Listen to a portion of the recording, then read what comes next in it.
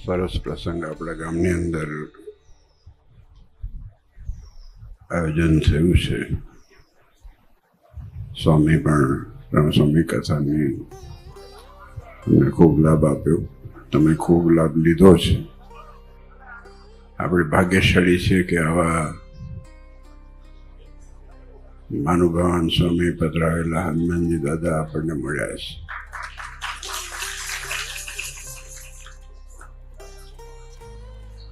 ન ગઈ ગંગા ગોદાવરી કાશી, ઘેર બેઠા મળ્યા અક્ષર પાસે.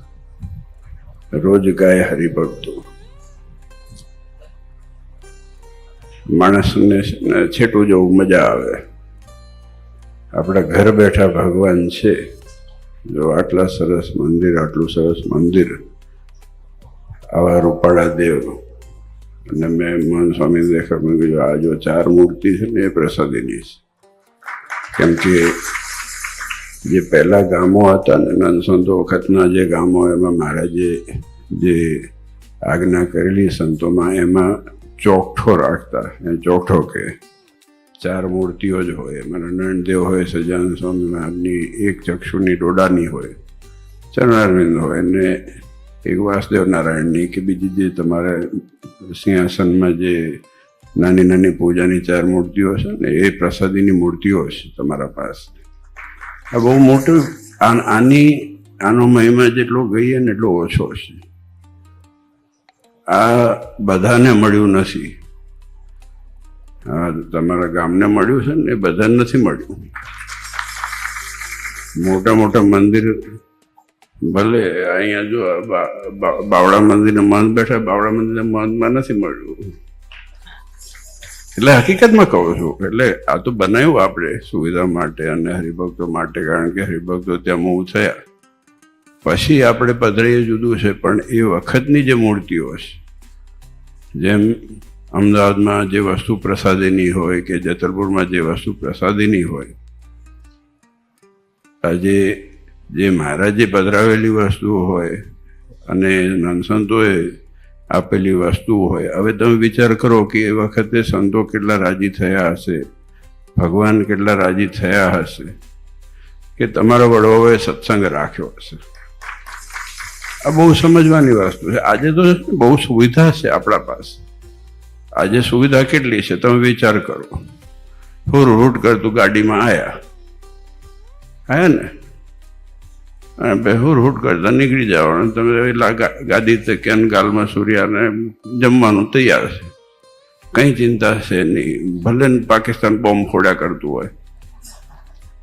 આ વાસ્તવિકતા છે. ભલે શહીદ. આજે માણસની સુરક્ષા એટલી બધી છે, છતાં પણ અસંતોષ તો છે જ. આ સ્વભાવ છે માણસનો. ગમે તેટલું મળે, વર્ષનો કૂવો પૂરો થયો નથી. શંકરાચાર્યમાં વચ્ચે બધા બેઠા હતા ને, મેં કીધું હતું, શંકરાચાર્યએ સરસ લખ્યું કે અંગમ ગલિતમ પરિતમ મુંડમ દશવિનમ જાતમ ટુંડમ વૃદ્ધયાતિ ગૃહિત્વા દંડમ તદ્યપિ ન મંચતી આશા પિંડમ. અંગ ઓગળી જાય ને, બધા ઉંમર થાય એટલે સ્વાભાવિક રીતે અત્યારે સારું છે, ઢીચણ બદલી આપે છે. ઓગળી ગયું હોય ને ઢીચણ, એટલે ભાઈ ઓલા કે કંઈ વાંધો નહીં, બદલી નાખો, કે બીજું 10 વર્ષ 15 વર્ષ ખેંચી નાખો, 25 વર્ષ. પછી આ માથું ખાલી થઈ જાય એટલે સફેદ થઈ જાય કે વાળ ઉતરી જાય. અંગમ ગલિતમ ફલિતમ મુંડમ, આ બધું ઓગળતું જાય છે. વૃદ્ધયાતિ ગૃહિત્વા દંડમ, ઉંમર થાય, માણસ પોતાની મેરે ચાલી નથી શકતો, એના માટે એને સપોર્ટ જોઈએ.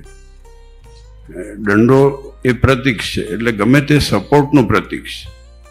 કે કોઈના આધાર વગર માણસ ચાલી શકતો નથી. છતાં પણ આશા નામનું પિંડ માણસ છોડી શકતો નથી. આ વાસ્તવિકતા છે. નથી કહેતા આશા અમર છે, અમર નથી. વાસના અમર છે. વાસનાની આશા અમર છે. આ વાસના તો કોઈ પૂરી થાય એવી છે, અને એને કોઈ દિવસ પૂરું થવાનું નથી. પણ હકીકત એ છે કે આપણને જે મળ્યું છે એને જ્યારે આપણને ખબર પડે ત્યારે આપણને અહોપણું થાય છે. ભગવાને એટલું વાત આપણા સત્સંગની અંદર સમજણને મોટી વસ્તુ કીધી છે. સમજણ વગરનો સત્સંગ હોય તો એમાં એક કોઈ વસ્તુ ઉગે નહીં. આપણને મળેલી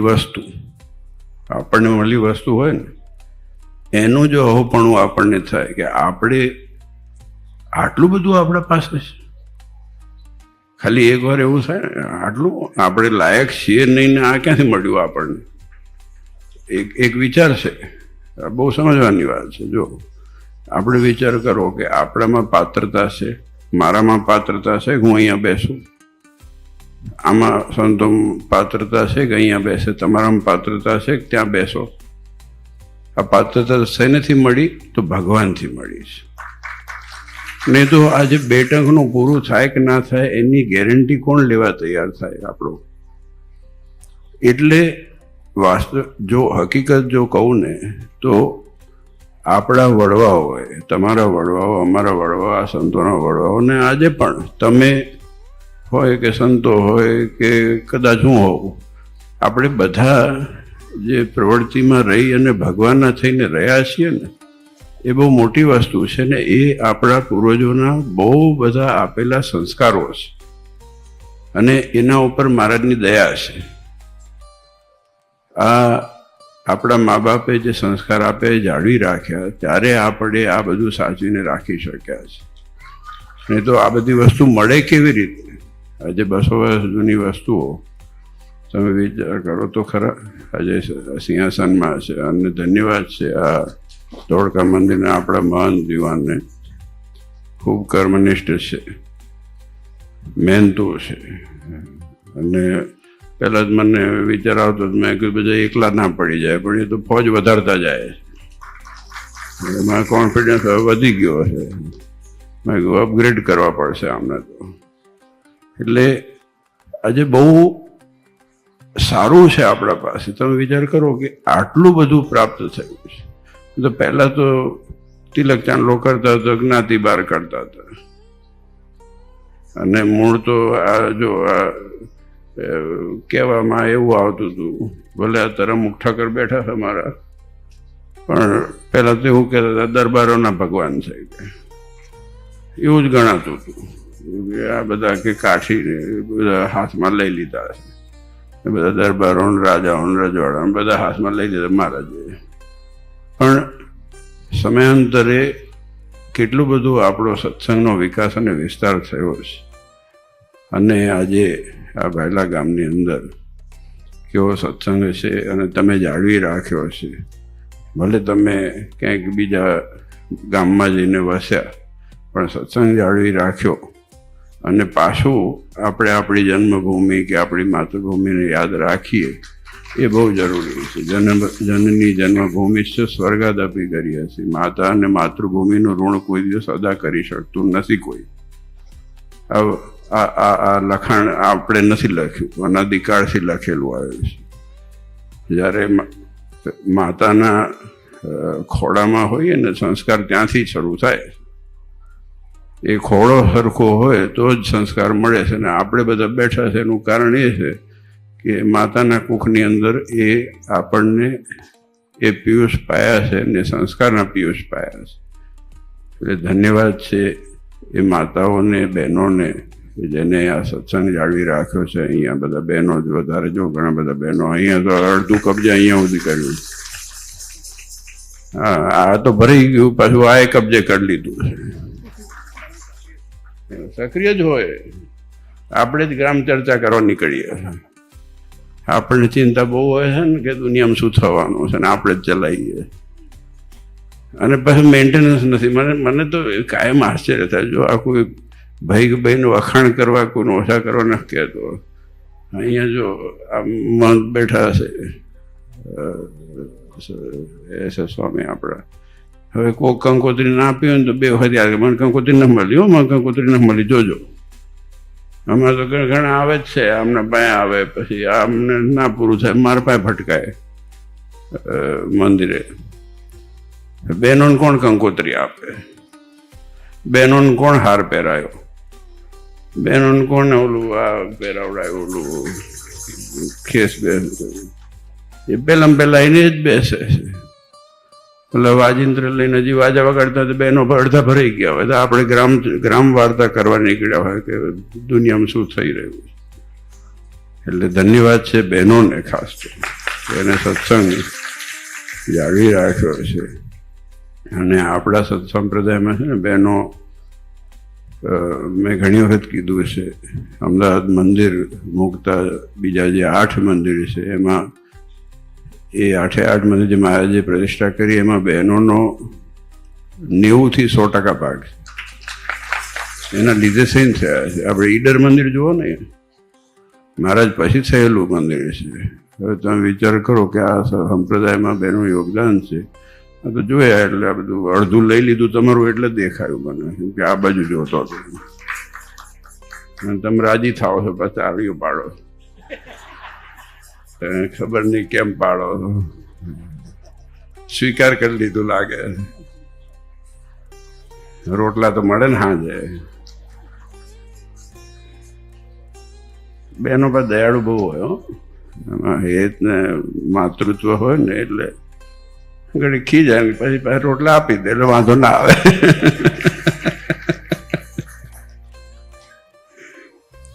પણ આ તો જો લાઇટ નોટમાં છે, પણ વાસ્તવિકતામાં જો આ સત્સંગમાં આપણને શું મળ્યું છે, હું વાત એ કરતો.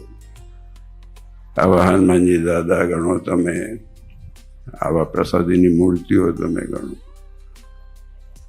આ બધું કોઈ બીજા અબજો ખરબો રૂપિયા ખર્ચીને લેવા જાય તો ન મળે. અને મોટામાં મોટી વસ્તુ કે આપણામાં જે સંસ્કાર ઉપરથી નીચે ઉતર્યા એ વસ્તુ નથી મળતી. બીજું બધું મળી જશે કદાચ, સંસ્કાર ક્યાંય મળશે નહીં, આપણી સિદ્ધાંતો ક્યાંય મળશે નહીં, આપણી પરંપરા ક્યાંય મળશે નહીં. આ બધી વસ્તુ બહુ અગત્યની છે.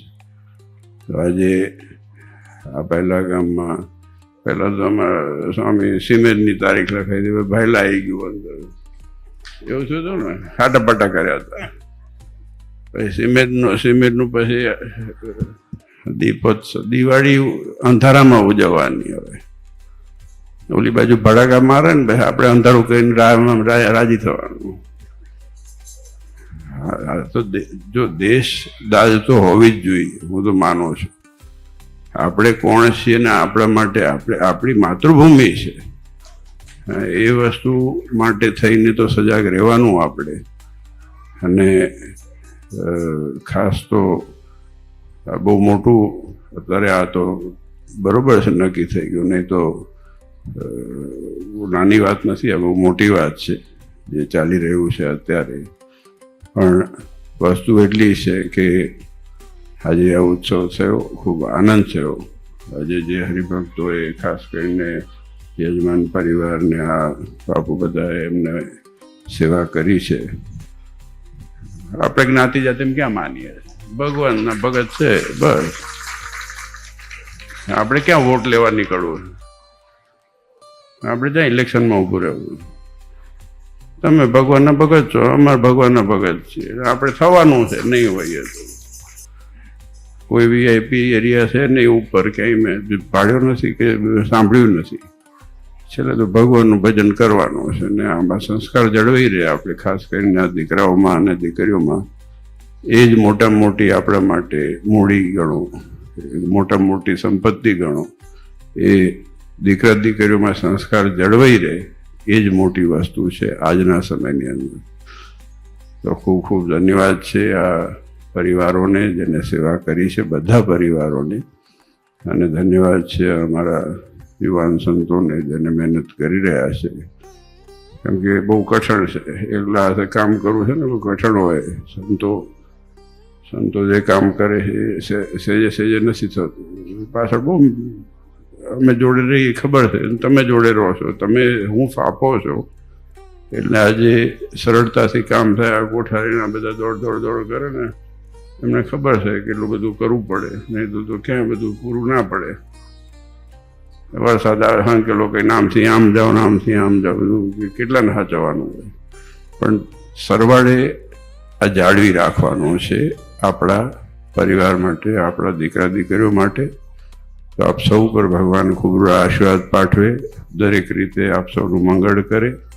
અને ધોળકાનો પાટોત્સવ આવે છે, બધા પધારજો, આવજો અને ખૂબ દર્શન થાય ત્યાં પણ. અને એના પછી એની દિવસે સિમેજમાં જવાના છે, તો બધા અવશ્યપણે ધોળકા 17 તારીખે આવવાનું છે ને આવવાનું. હા, આવવાનું છે. આપણું ગર્વ છે, આપણું ઘર છે ભગવાનનું. તો આપ સૌએ સેવા કરી અનેક અનેક ધન્યવાદ. આપ સૌ ઉપર ભગવાન ખૂબ ખૂબ રૂડા આશીર્વાદ પાઠવે, એ નણાંદેના ચરણો પ્રાર્થના.